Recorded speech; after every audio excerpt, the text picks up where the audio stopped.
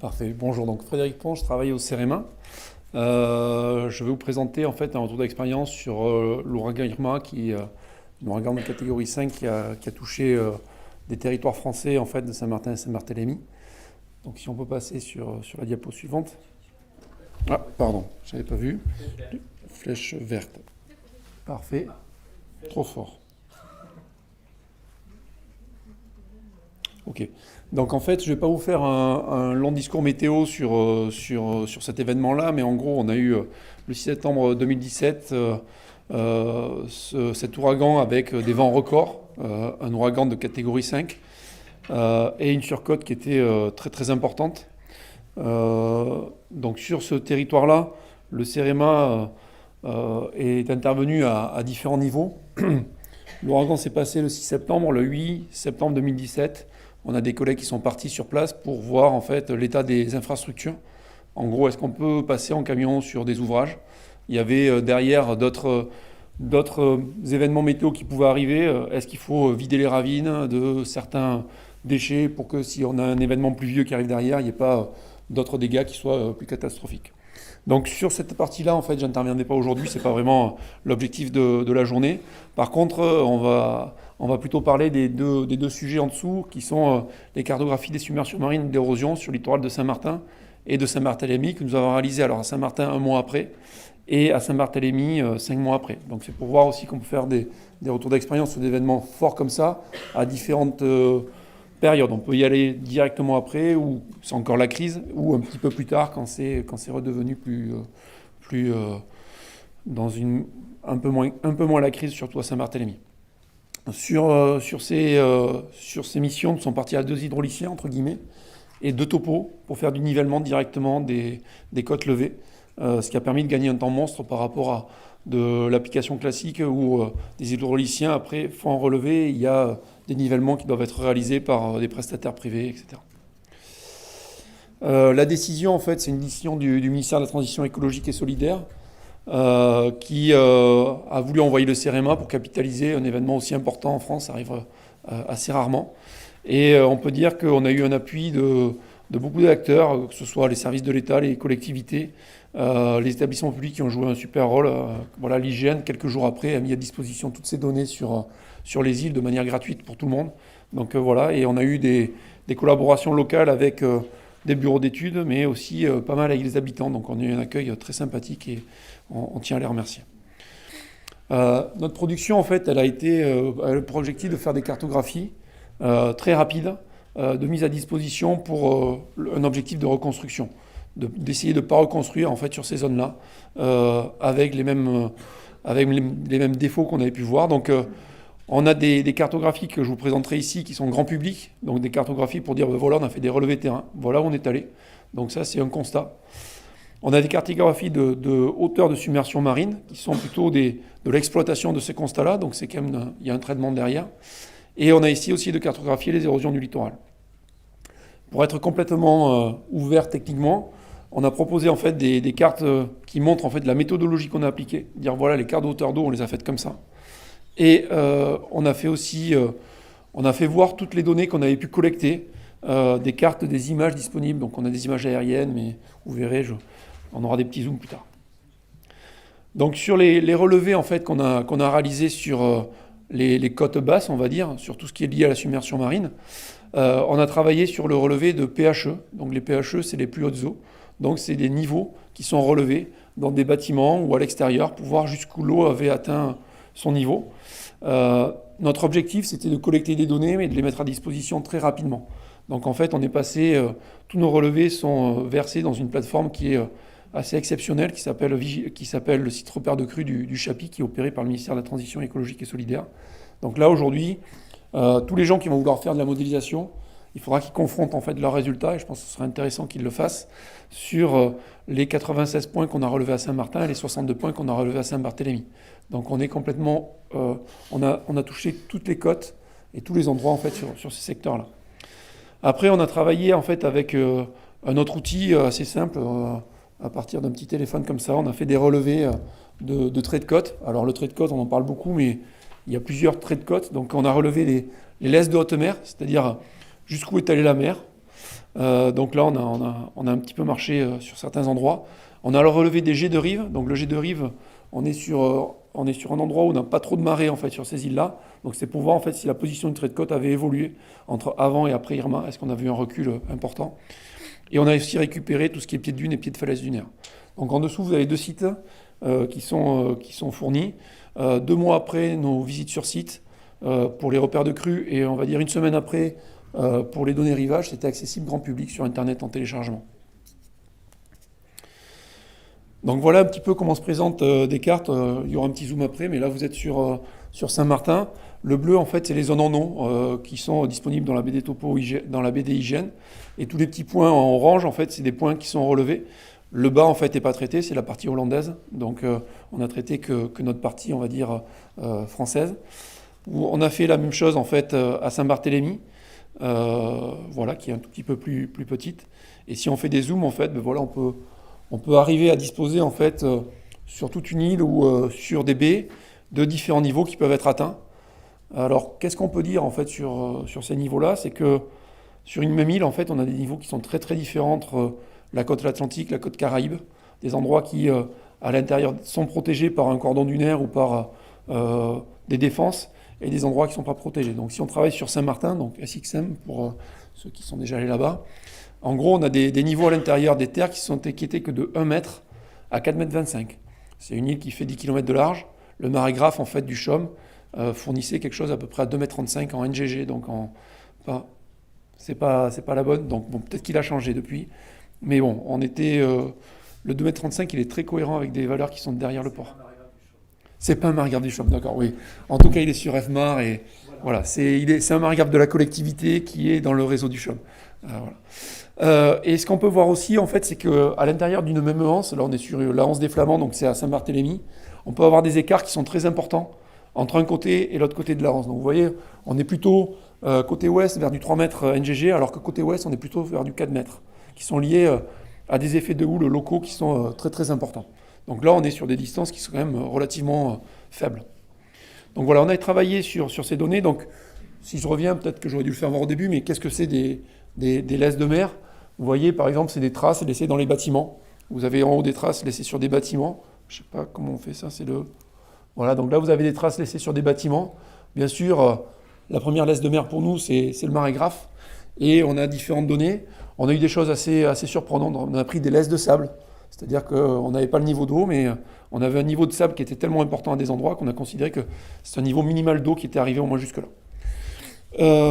On avait tout un matériel topo, donc avec du nivellement, en reportant ou en travaillant en fait directement. Un des gros problèmes là-bas, c'est qu'on n'a pas les systèmes français, c'est-à-dire qu'on travaille à l'ancienne. On ne peut pas se recaler en des GPS en temps réel. Donc ça demande un gros travail de nos collègues en fait, qui sont basés à Blois. Et c'était vraiment je crois que c'était des anciens du CHOM. Il y en avait un ancien du CHOM, mais voilà, donc c'était un beau travail. Alors de l'autre côté, en fait, c'est juste pour faire... hop là, pardon. De l'autre côté, c'était pour vous dire qu'en fait, on peut trouver des éléments, en fait, même si on vient 5 mois après, pour avoir des nivellements sur des événements majeurs comme ça. Là, c'est à Saint-Barthélemy. Oui. Là, c'est à Saint-Barthélemy. Alors, on n'a peut-être pas forcément le droit, mais on a ouvert tous les compteurs d'eau, les compteurs d'électricité. Et en fait, même si les maisons ont été repeintes et sont fabuleuses, en fait, à l'intérieur, on voit encore les stigmates. Et donc, on a pu récupérer énormément de données. On n'a pas eu de problème, en fait, pour récupérer une seule donnée, en fait, sur Saint-Barthélemy, là-dessus. Donc ça, c'est, on va dire, les PHE. Toutes ces données-là, toutes les photos sont sur le site Repère de Crues du Chappy. Elles sont accessibles, il n'y a pas de souci. Et là, on est sur des relevés, en fait, de laisses de mer. Donc là, vous voyez des laisses de mer, en fait, liées à Irma. Là, peut-être que vous ne voyez pas trop les tailles, mais ça fait 10 mètres de large, 1,50 m de haut, aux endroits qui sont très dynamiques, avec, on va dire, tous les restos de plage qui ont été effacés et des choses qui sont projetées à des fois des centaines de mètres ou des kilomètres à l'arrière des terres.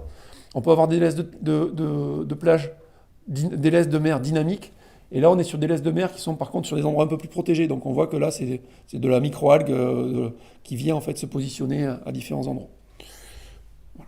Alors, un des soucis qu'on pouvait avoir là-bas, c'est qu'il y a eu le vent, et donc on pouvait se retrouver avec des containers qui étaient dans les montagnes, mais ce n'était pas la mer qui les avait amenés, c'était le vent.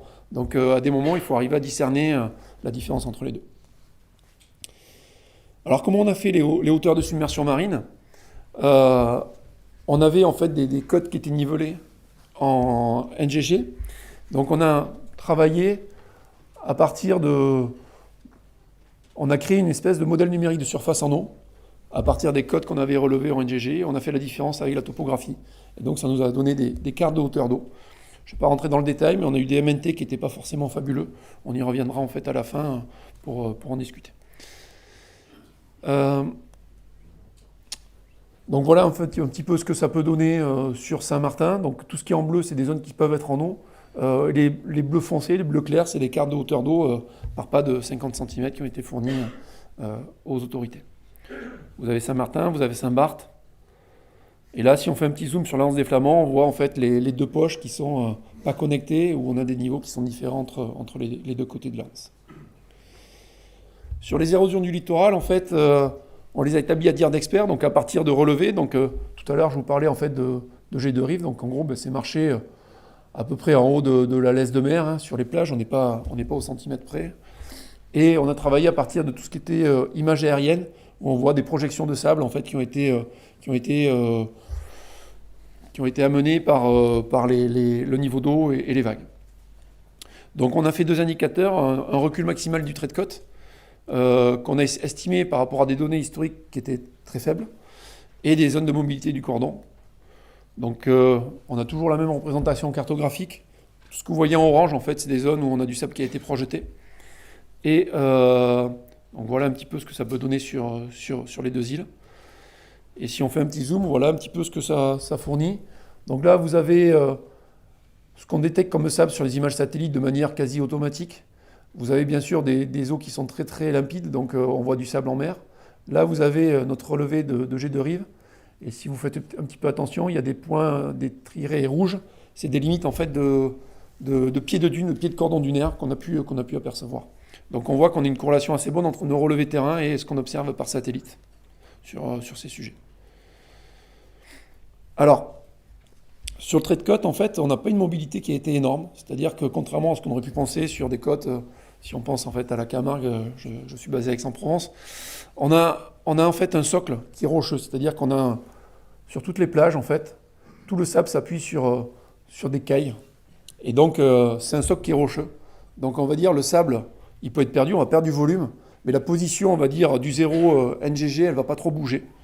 Et ce qu'on peut se rendre compte, c'est que si on va fonder des structures sur ce socle en dur, il n'y a pas de souci. Donc là, on est sur des maisons assez anciennes, faites par, on va dire, des historiques de Saint-Martin.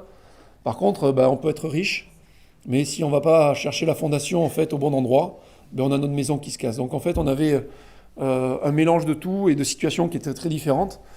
Je ne vous fais pas voir, mais en gros, là, on marchait, on avait une maison qui était démontée. La maison d'après, elle n'avait rien. La maison d'après, elle était démontée. Donc si on veut faire des infrastructures, à un moment, enfin, on peut s'adapter, mais il faut savoir un petit peu travailler dessus. Donc voilà, en fait, ça c'est les cartes en fait, techniques qui disent partout quel niveau on a pu choisir. Donc elles ne sont pas forcément fournies au grand public, mais elles ont été fournies aux autorités pour qu'ils sachent en fait, d'où viennent nos travaux.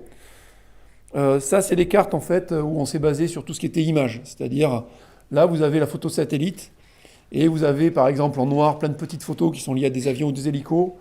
En vert, c'est des choses qui sont du dynamique, on a des vidéos, on a du drone qui est passé. Donc on s'appuyait aussi sur toutes ces données-là pour confronter en fait nos calculs et nos résultats à des données, on va dire, constatées. Donc là, on est pareil sur Saint-Barthélemy. Au final, en fait, l'objectif de ce travail-là, c'était de porter à connaissance assez rapidement de la collectivité, en fait, les emprises IRMA, pour pouvoir en fait avoir des règles d'urbanisme qui sont liées à la reconstruction en urgence. Vous avez en magenta, en fait, c'était l'emprise du plan de prévention des risques littoraux qui était fait en fait avant Irma, et tout ce qui est en bleu, c'est les zones qui ont été dépassées pendant Irma. Donc voilà, on a des choses qui sont quand même assez différentes. À des endroits, on a le PPR qui était plus large qu'Irma. C'est-à-dire qu'à des endroits, par exemple, on a eu la chance d'avoir, hop là, on a eu la chance en fait, là, je ne vois pas bien, mais là on a l'aéroport français. L'aéroport français, en fait, on a eu qu'un mètre d'eau dans les étangs. C'est l'aéroport qui a pu tenir et qui a pu amener les secours par rapport à l'aéroport hollandais qui avait été complètement saccagé. sur les principales recommandations, c'était installer des repères d'inondation Irma sur les bâtiments publics pour garder en fait la connaissance et la culture du risque. La deuxième, elle est quand même très importante, c'est acquérir en fait des données litho 3D. On est sur un territoire en fait qui est important. On l'a demandé dès le premier jour. On nous a sollicité, on a dit on n'a pas de données topo fiables. Il faut avoir un projet litho 3D important. Installer des houlographes. On n'a pas d'holographe, donc on ne connaît pas la houle sur ces secteurs. Et quand on voit les différences entre côté Atlantique et côté Caraïbes, il y a quand même des choses qui sont incroyables. Si on doit travailler sur les PPRN, prendre en compte la remontée du niveau marin, lancer une étude sur l'évolution du cordon dunaire, on en voit que la position planimétrique du trait de côte, elle ne bouge pas, mais on a besoin de volume. Et en cas de reconstruction, ancrer, enfin, si on se dit qu'on construit, on ancre en fait sur les cailles. Le dernier point, c'est installer un marégraphe au port de Gustavia. On en a un à Marie-Galante. On en a un, pardon, à Saint-Martin.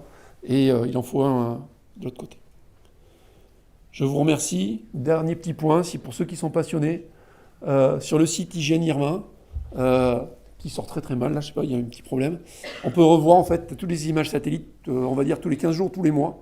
Donc on voit l'île se reconstruire au fur et à mesure, ce qui est quand même assez intéressant d'un point de vue technique pour voir en fait l'implication des politiques publiques qui sont sur ce territoire. Merci.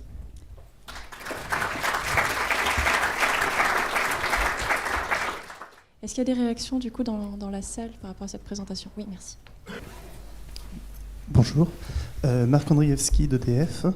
Emmanuel Garnier a fait aux Antilles l'analyse des cyclones sur les 300 dernières années en dépouillant les archives historiques qui viennent des administrations et qui contiennent finalement toutes les destructions qui se sont passées.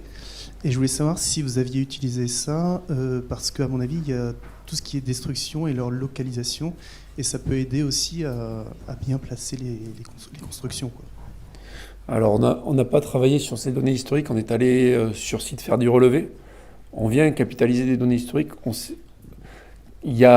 Sur ces données historiques, aujourd'hui, il y a très peu de choses qui sont cartographiées. C'est-à-dire que pour le citoyen, en termes de carte, on a besoin en fait d'avoir une position en carte. C'est intéressant d'avoir du texte, mais c'est bien d'avoir des niveaux d'eau qui sont mesurés, parce qu'après, il y a un problème d'appropriation par les gens. Si on dit à Saint-Martin, on prend le même niveau d'eau partout, il y a des gens qui ont été touchés, il y a des gens qui n'ont pas été touchés. On a des différences entre 1 mètre et 4 mètres 25 à terre, donc c'est quand même monstrueux. On a 3 mètres d'écart en fait, en fonction des endroits où on se trouve à terre. Et donc on a besoin en fait de cartographier précisément. Donc bien sûr, on sait qu'il y a eu des choses historiques. Saint-Barthélemy, la Suède l'a rendu à la France après un cyclone. Donc il y a quand même des choses comme ça qui sont assez intéressantes d'un point de vue historique, mais on ne l'a pas forcément utilisé pour nos cartographies.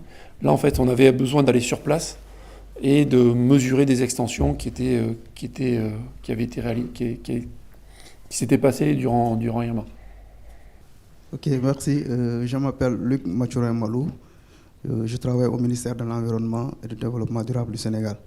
Je veux poser la question à savoir, en plus des dégâts, en plus du recul du trait de côte, est-ce que vous avez pu faire l'inventaire des pertes matérielles causées par l'événement?